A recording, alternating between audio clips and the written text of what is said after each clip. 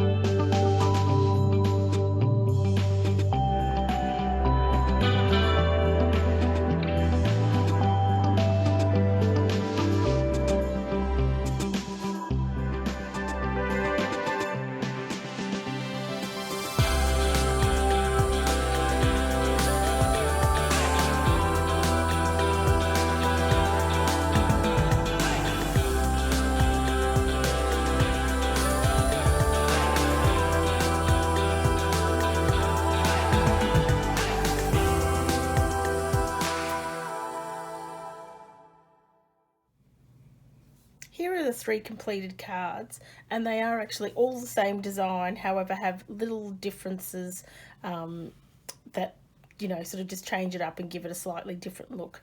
This original one obviously is done in the softer colours, and also the base of this, so I had a layer on there that was only partially embossed in the 2 corners, and I think being the lighter colours, that works because it just you know, it just is a lot softer in general. With these 2 here, as you can see, this red is a lot more bold, and I've sort of changed the colorings here obviously to match here, and what I also have done is completely embossed this one here, and also in this one here, for something different, what I've used is a cover plate die, which only partially sort of cuts through or gives an impression, and I've created my own little pattern paper behind there, just to lift it up a little bit.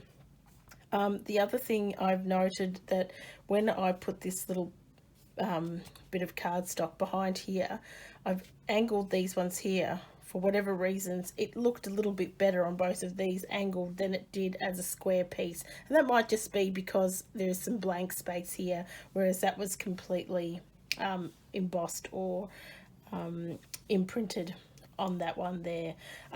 Obviously other elements that I bought into this, glitter cardstock, washi tape, you know, these little filigrees in, you know, different textures, like the glitter paper, the foil paper, just adds all that little bit of interest.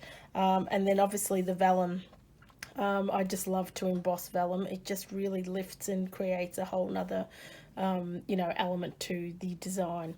So I hope that you like these, and obviously as you can see that you know, color can play a really big part also in making a design look great or otherwise, and choosing colors that, you know, mix well together, and you know, obviously going for a softer look or a more bold look. So look, I hope you give these things a go. If you'd like to see some more of these types of videos, please let me know, comment.